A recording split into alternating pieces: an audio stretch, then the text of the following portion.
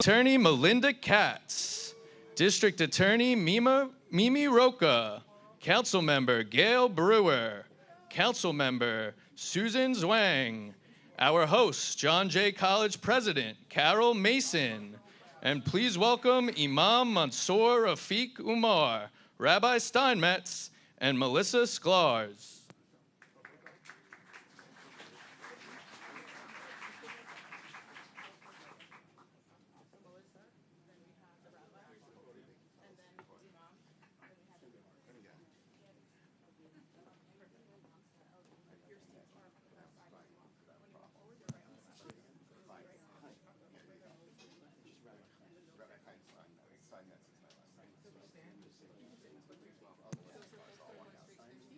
Please welcome Melissa Sklarz, Community Relations Liaison, Equality, New York. Rabbi Steinmetz, Imam Mansour Rafiq Umar, Assemblymember Grace Lee, Manhattan District Attorney Alvin Bragg, and please welcome Lieutenant Governor Antonio Delgado. Please welcome the 57th Governor of the great state of New York, Governor Kathy Hochul.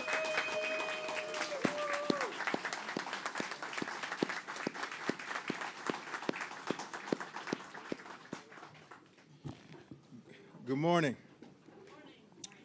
I want to first just thank John Jay College and President Mason, to all of my colleagues in government, and to all of the community advocates and faith-based leaders who participated in our roundtable conversation earlier. It was a very productive and informative conversation.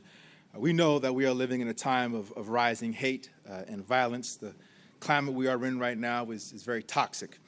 There's a nastiness and a vitriolic hostility permeating throughout our public discourse and public conduct. There's a growing pessimism and cynicism that is making us less compassionate and less understanding of one another. Instead, we are growing more rigid and hardened in our respective points of view.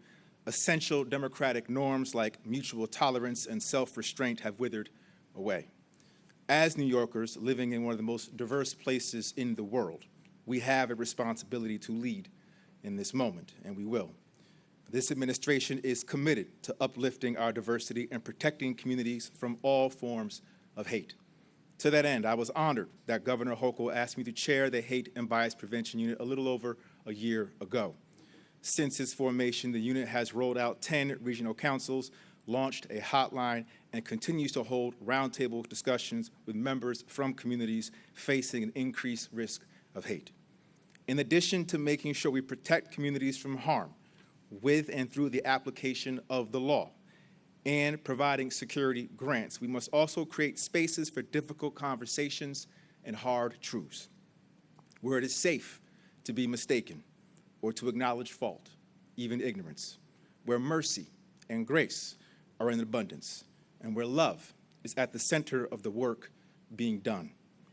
We just celebrated the life and legacy of the great Dr. King.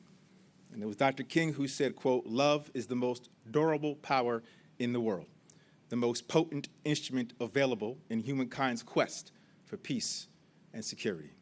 I know the governor is dedicated to grounding our work in love and determined to lead us during these incredibly challenging times. And with that, please join me in welcoming the 57th Governor of the great state of New York, Governor Kathy Hochul.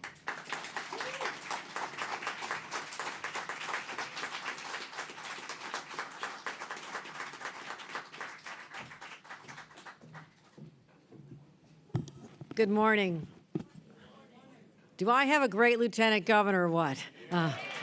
Lieutenant Governor Antonio Delgado, thank you for rising to the occasion when this state needed a symbol, someone to go out to every corner, all 10 regions, north, south, east, and west, and be that voice to bring love and compassion and shared experiences with others. And so I thank you for stepping up. You've put a lot of effort into it. We're just getting started, but I'm already feeling the results because people know we are listening, and that's the most important step. So let's give another round of applause to our Lieutenant Governor. I just spoke to an incredible group of people that the Lieutenant Governor had convened. People who represent communities that are under siege, that want nothing more than to live in peace, live their true identity, practice their faith, wear the clothes they choose to wear to represent their beliefs. And all of them shared their experiences of what it's like and what they're seeing in their communities and how hurtful it is to know that there are people out there who will do them harm or say something horrendous, hurtful, evil, just because they're different from them. So what I found in that room, this gathering, was this sense of commonality, that there is a bond that unites those who have been subjected to hate crimes and hate speech. But when you look around and think about it, there are far more people who are on the receiving end of this than the perpetrators. And in that, there's a strength, not to be victims, but to say that there are more of us than you, and if we band together, we can have an impact in casting aside the hate and the disrespect that leads people to these actions. So I left that conversation hearing from people's different points of view, their different communities they represent, but I left to even feel even more committed that righteousness is on our side, that we will speak the truth. We will use the four-letter word of love in more places than it has been in our state, and let young people know that what they may be hearing at homes does not have to be their perception of the world out there. There are other forces out there in our schools and our religious institutions and our community centers and other adults who embrace them and say, no, no, no, you don't have to believe that. You don't have to be that person. And that gives me hope. It truly, truly does. And so I want to thank again the people who convened our DHR, Human Rights Commissioner, Maria Imperial. I thank you for your leadership. Mark Levine, I want to thank him for his involvement as well. Appreciate him. You'll be hearing from our District Attorney, Alvin Bragg, and I want to thank him for being one of the leaders in helping devise language, working with Senator Brad Hoylman and Assembly Member Grace Lee to help us have a package of action items that are so important. And it's not always easy to get things over the finish line in the legislature. That's all right. We have our conversations in a respectful way, in a loving way. Well, maybe that's going a little too far, but in a very respectful way. But at the end of it, the more voices they hear from this room, they'll understand the urgency of what we're talking about here today. Also, I want to thank the members of the state legislature who've joined us, District Attorney from Queens, Melinda Katz, Westchester District Attorney, Mimi Roca, and I want to talk to her about something that she just experienced as the District Attorney, because just overnight, there were horrific images and hateful speech scrawled on the front of Jewish businesses between New Rochelle and Scarsdale. And the community's traumatized. You may think they're only words on a sign or across the storefront, but it tears at you as a human being when you know that attackful message, that hateful message is meant for you. So thank you for standing up and being courageous at a time when we just don't understand where these forces are coming from, why they're feeling more empowered than ever before, why they're so visible now. Thank you. Thank you for representing your community so well. Councilmember Gail Brewer, whose district we're in today. Councilmember Brewer, always great to see you as well. And Councilmember Zwang, I want to thank Susan for joining us as well. And our host here, John Jay College President Carol Mason. We've used this forum for many, many important conversations, and you've always been so hospitable, welcoming, especially to bring different voices together to look for common solutions. And the members of the community who we'll be hearing from as well. I want to thank all of them for joining us here today. It's hard to talk about this topic, it really is. And I was just talking to the imam about his experience growing up as a young person and how his parents were very intentional about exposing him to different cultures, taking him to churches and synagogues so he, as a young Muslim, could understand people's existence their practices, their values, and how at the end of the day, we're all still human beings. I had that same experience. My parents, Irish Catholic activists, they took us everywhere. They took us to those interfaith services. We were little kids and eating different food and seeing different people, but they exposed us. And that is why I have this sense of empathy and understanding that started as a child. I don't know that every family imparts that same experience to their children. I suspect not. But imagine a world where that happened, where those seeds of understanding and respect and the awe of the diversity, how amazing it is, were planted in children. This was part of our conversation just now. Where else could we be having these conversations? In schools and in other places we can influence young people. But what these young people today are exposed to the exact opposite. When you think about the algorithms on social media that are targeted toward these young people when their minds are still young and developing, their views aren't cemented yet, but this is where they're getting the influences. And it's poison. It's poison. I've talked about it with our Attorney General, Tish James, about what we can do to stop young people from being targeted from social media messages that are so hateful and so harmful. And then you think about the messages, the visual messages. We just talked about what happened in Westchester. Someone in Central Islip just had horrible graffiti calling on people to kill the migrants. Who does that? Kill the migrants? They came here? They traveled thousands of miles to live here and just get a job so their kids don't starve? And someone calls on them to be killed? Or I'm up at Cornell University a few months ago, and a fellow student called upon anyone who could to follow a Jewish student home and slit their throats? My friends,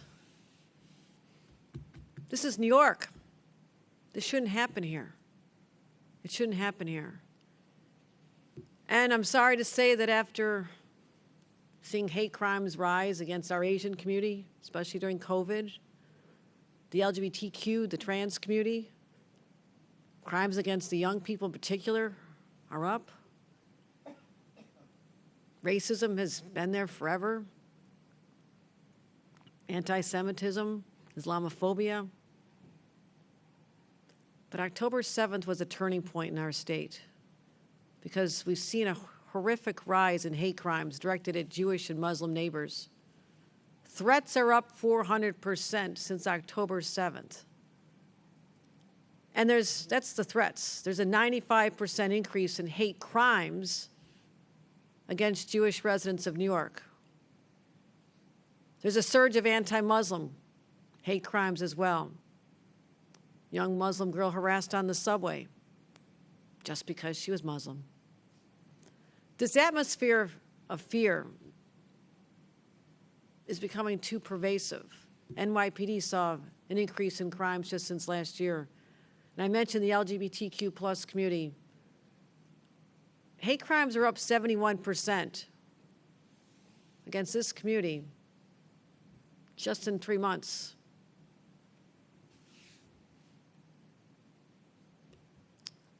There's a lot going on across our nation. We have book banning and laws being introduced and passed against these communities.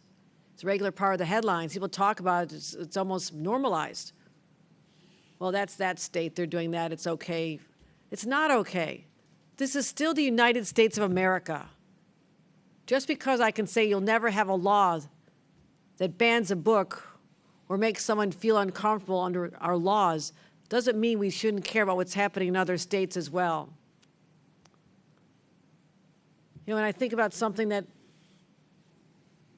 some governors share a bond, a club you don't want to be in, when you represent a state that was the place where there was a horrific murders of people targeted because of the color of their skin or their beliefs. It happened in Buffalo, New York. May 14th, 2022.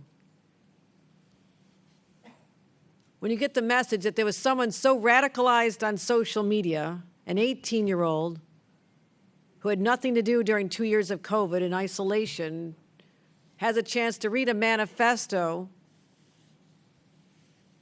about how people were killed in New Zealand and basically absorb that as his own. That was the playbook. Then he, on the internet, is able to find out the largest black population in driving distance to his rural community in southern part of New York. And it turned out it was 3 hours and 15 minutes to get to Buffalo. It would have been 3.5 hours to get to the Bronx. That's how random this attack was. Buffalo was targeted because it was a little bit closer drive. 10 people killed at a grocery store, 15 minutes from my house, 12 minutes from my house. It happens in other states. I didn't think it would happen here, and it did. And immediately in the aftermath, we got together, the legislature, we stepped up, we changed laws, we said no more. We'll do everything in our power to protect our citizens. And first of all, no one who's 18 years old should be able to get their hands on a military-style assault weapon, number one. How about that law change? And beefing up our surveillance of social media hate crimes and threats so our state police can be aware of it. I'd much rather be in the business of preventing crimes and trying to solve them later. Our DAs know this as well. So it's strange to me that I have to stand here and condemn hatred. But we're at that point. We need leaders to step up. We need people who use the pulpit they've been granted by the people to speak out with a strong voice, and in the face of evil, declare that we will stand shoulder to shoulder with each other against those forces, but also to bring resources to the table. $35 million for crime, to give people to protect their institutions, securing communities against hate crimes, the physical security. I'll never forget when I went to Cornell and I sat with these Jewish students who had just been traumatized. I said, "What can I do for you?" And they said, "Well, we need security here." And I said, "What?" They said, "Can we just get cameras?" I said, "Cameras? You just want cameras?" I said, "I'll run down to the Home Depot and buy you a camera right now. I'll put it in myself." I mean, these kids just wanted to know that someone could watch and monitor the situation so they wouldn't be subject to it. Whether it's a temple, a mosque, a church, a synagogue, a school, yeshiva, I will provide that. I want people to feel secure. I want people to know when they drop their kids off at school that they're going to come home at the end of a day. I'll continue to provide those resources with the state legislature, even daycare centers. We increased from 25 million to 10 million. Grants are now open, everyone. That's why I'm making the pitch. The grants are open right now. State police, as I said, have been involved. We're giving DAs the tools they need. I want to make sure that you can never say we couldn't do something because we didn't have the resources. I'll make sure you have the resources to prosecute hate crimes.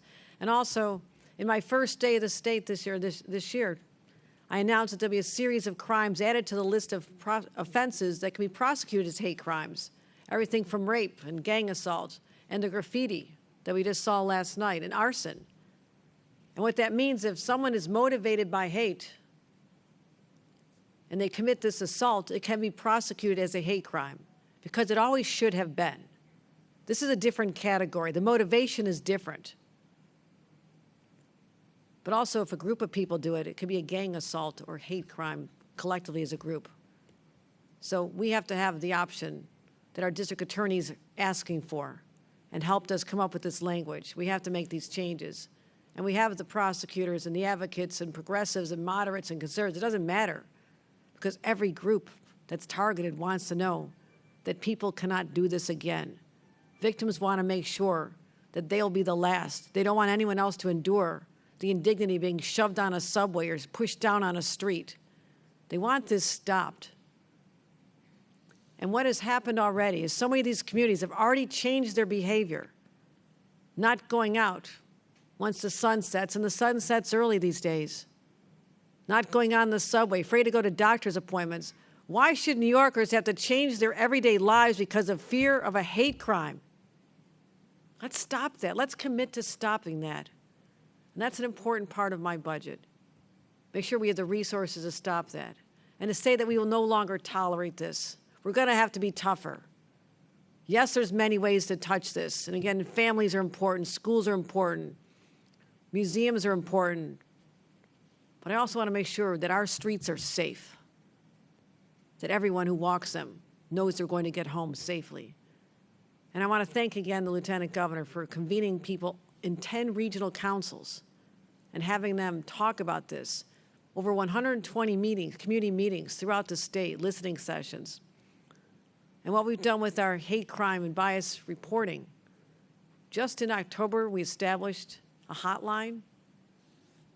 Over 200 incidences just since October. So, my friends, this is the task before us. I've spoken about it before. We did something on hate crimes back in September. We didn't solve it then. We may not solve it today. But we're sure as hell going to try, because doing nothing is not an option. Complacency can never sit in and say, this is just the way it is. This is New York. This is New York State. And that stands for something. That means something to people. And it means that we'll stand together to protect everyone and their rights and allow no hate in our state.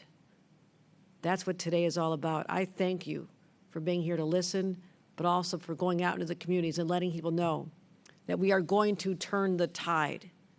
We will do this. We're committed. We'll have the resources. We have the voices necessary. There is no stopping us, because again, there are far more of us than there are of them. And let them know we're coming after them. Thank you very much. With that, let me introduce our District Attorney, Alvin Bragg.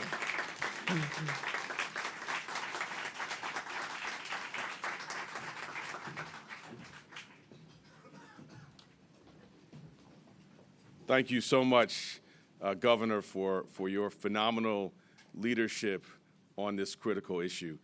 Who else is inspired that we live in a state where our Lieutenant Governor, our governor, talk about leading with love? It is inspiring. I want to thank the sponsors, Senator Brad Siegelman and Assemblymember Grace Lee, for their leadership and for focusing on this. This is something that's been really a labor of love partnering, and the governor and the lieutenant governor have spoken so eloquently. I wanted to talk about how this affects our practice and the tools that we need as district attorneys. We work day in and day out here in the city with the NYPD, sitting across from survivors and victims, and it's sobering and gut-wrenching when you talk to the victim of a hate crime, one that is in every sense a hate crime, but not so under the law. And the governor gave a great example, one that we see. If you are assaulted in New York State by one person, we can charge that, if it's motivated by hate, as an assault as a hate crime. If you're assaulted by 5 people for the same reason, we can't charge that as a hate crime under gang assault because it's not a predicate under the statute. So that's what we're here. 31 offenses to be added to the statute. Common sense, yes. Common sense fixes that we need. I'm inspired by the work of my colleagues, D.A. Katz and D.A. Rocha. We need this to help underscore what we heard from our leaders, that we can prosecute and hold people accountable who are doing these unspeakable acts. It will really, really go a long way, and not just for us, but for the survivors and victims who we have to sit across from and who we're working with day in and day out. And the time is really now. I was, like the governor mentioned, she met with advocates and talked with them last year. I, too, had an opportunity to do that.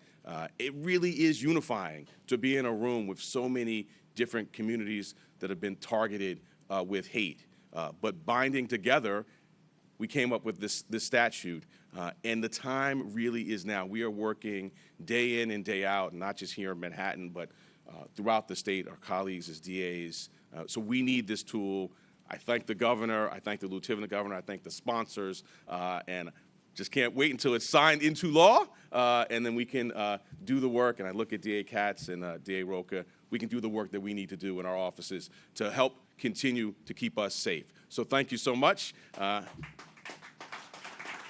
Now we'll bring up my fellow Manhattanite, Assemblymember Grace Lee, who, before she came into office, the very first time we sat down together, she said, hate crimes are on the top of my list. Assemblymember Grace Lee.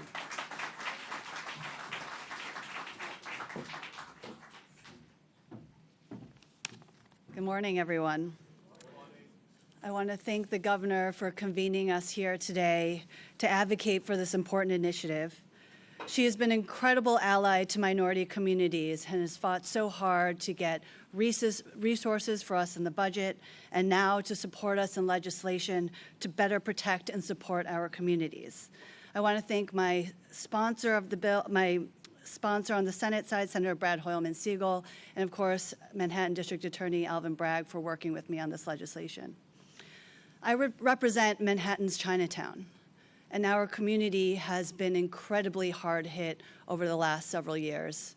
It's not an exaggeration to say that almost every single person in the community has been themselves victimized or knows someone who has been victimized, including my own family. My daughter and I were walking down the street a few years ago in broad daylight and were attacked by a woman who threw a bottle at us and shouted racist slurs. So this is something very personal to the Asian community, but is also personal to so many people in this room who represent the Jewish, Muslim, Black, and LGBT communities who have been greatly impacted. As hate has increased in New York, the types of crimes committed and our understanding of hate crimes have evolved in a way that our current laws have not accounted for. Under our existing laws, people are not always being held accountable for the intention of their crimes, and this law is going to change that. When they are not held accountable, this is incredibly damaging to our communities. When we don't address or acknowledge hate, there is a long-term corrosive impact on our communities. We will continue to see hate crimes repeated again and again. It is also important that we recognize and validate the experience of hate crimes victims. By acknowledging when hate crimes are committed, we give vulnerable communities an opportunity to make their voices heard. I look forward to working with the governor and my colleagues to pass the Hate Crimes Modernization Act, as well as getting additional resources in the budget to ensure all of our communities are safe. And this year, we will pass a budget and send a message to all New Yorkers that hate is not welcome in our state. Thank you.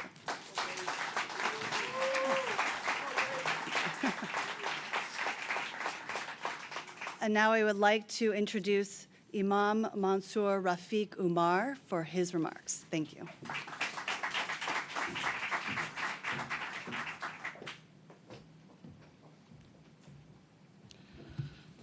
Good morning, everyone. Hate crimes in the city and across the state of New York are a rising problem for the Muslim community, and they have increased more than 400%, which is completely unacceptable. First, I'm very happy to be here. Thank you very much for the invitation. I'm here as a representative of the Muslim community, and this effort is what we need in order to change the narrative across the state. The Muslim community is asking our legislature, we're asking our representatives to pass this bill and to help protect all of us. We care about the Muslim community, we care about the Christian community, we care about the Jewish community, we care about all communities. And it is important for us to make that very clear that this is about all of us. It's not just about one group or one issue, it's about all of our issues. And Islamophobia is a problem, and if it is a problem for us, it is a problem for you. And lastly, to my fellow community leaders and members, I beg you to take advantage of the funding that is available. Governor Hochul has made this funding available to us. We should absolutely take advantage of it. It will protect our houses of worship. We will have security. These are easy steps for us to protect ourselves and to ensure that even if we cannot vanquish hate in totality, that at least we can protect ourselves against the crimes of that. We must do our best as well not to legitimize those who hate by way of our statements and lack thereof. This is a primary cause and a source of hurt and pain, and we can make a huge difference by speaking truth to power and by being honest with ourselves. I thank you so much for the invitation, and I would like to introduce Rabbi Steinmetz. Thank you.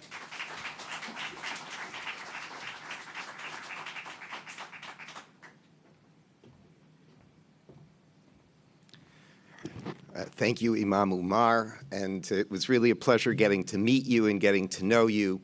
Good morning, everyone. I come to speak to you on behalf of a community that is under attack. I can speak to you as that members of our synagogue, some have been assaulted, more have experienced slurs, and even more have been intimidated directly. And all of this is exploded since October 7th, which according to statistics that have been researched by the ADL, there has been a 337% rise in anti-Semitism. And we're here this morning to express what is an important truth, and that is that there is no small hate crime. Every hate crime is a large crime. We know that vandalism can escalate rapidly into violence. This past summer in August, our synagogue was among 4 different targets on the Upper East Side that had anti-Semitic graffiti. Now, one could dismiss graffiti as being insignificant, but our community knows better. We know from our history that small acts of vandalism can quickly escalate. We have seen this recently, where people who will be tearing down posters will turn around and assault others. There have been bomb threats. There have been swatting attempts. Our community understands that if we leave the door open just a little bit, vandalism quickly escalates to violence. And that's why we are here today. And so I turn to the governor, I turn to all those who are assembled to thank them, because this law means a lot, not just because it will close loopholes, because it means that you're standing behind all of our communities. It means that all New Yorkers understand that they should stand behind our communities. And this law, which is so important, also carries with it powerful symbolic value. And we thank you all for standing behind our communities.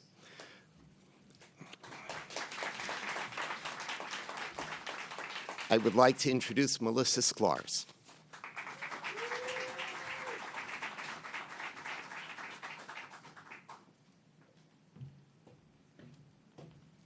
Wow, being introduced by the rabbi. My mom would have loved that. So thank you, Governor. Thank you for having this event today. Today, as we all know, is the 5th anniversary of the signing of the Transgender Civil Rights Bill here in New York, Gender Expression Non-Discrimination Act. So thank you, Governor Cuomo. Thank you, Governor Hochul, who has always been with us. Sean Coleman and ACE and all trans New Yorkers are very grateful for the support that we've received here. Equality New York is the largest organization advocating for LGBTQ people and their families in New York. We are statewide, training, advocacy, and organizing. Last year, we had the Trans Safe Haven Act in New York. America has gotten the message. Trans people are coming to New York in record numbers because New York is a safe haven. And they're going wherever they can find affordable housing in an effort to start new lives. What we've seen is west of the Hudson is you have an entire political community deciding, starting that with trans children is a danger to all children, and the slippery slope of trying to eliminate trans identity. New York and Equality New York will fight against this. We saw in 2016 where the culture changed the political climate, or maybe the political climate changed the culture. We now see hate as a political strategy. Behavior that was unacceptable in the past, we see all the time, whether we're black and brown or Asian or Jewish or Muslim or LGBT or especially trans people. People that look different are now open game. And this is a strategy. We now see protests against Drag Queen Story Hour. So visualize a bunch of parents bringing their kids to a library and angry protesters and police protecting these little children. Visualizing laws being passed. Here in New York, we now have an anti-trans sports bill that's been introduced in Albany. I have full belief that our progressive allies and our pro-equality allies will prevent this from happening. We've heard about, all of us have an idea of what hate crimes is. You know, in the trans community, in the LGBTQ community, it is actual physical violence. Violence against trans people is endemic nationwide. Here in New York, we are doing our best. We are all doing our best. The solution against hate crimes is for us coming together, as we're doing today under the leadership of Governor Hochul, to make sure that we can all be stand united. And visibility. Visibility is our greatest weapon. You know, education, training, and all that. But visibility, standing up when it's difficult, is the most important thing we can do. As we know, courage is not to be afraid. It's to be afraid and to do it anyway. Thank you. That concludes our program. Please remain seated as we take photos.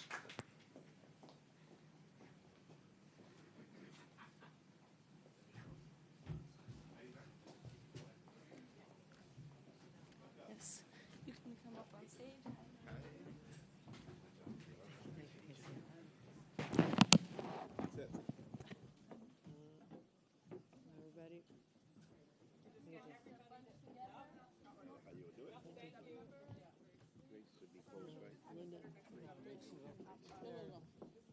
Let's pull our DAs over here too, yeah.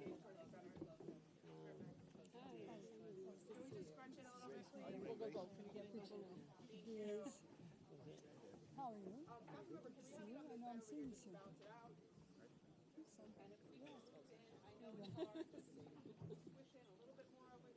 know how much longer bragging I can hold my stuff. Girl, you might do some CPR over here, girl.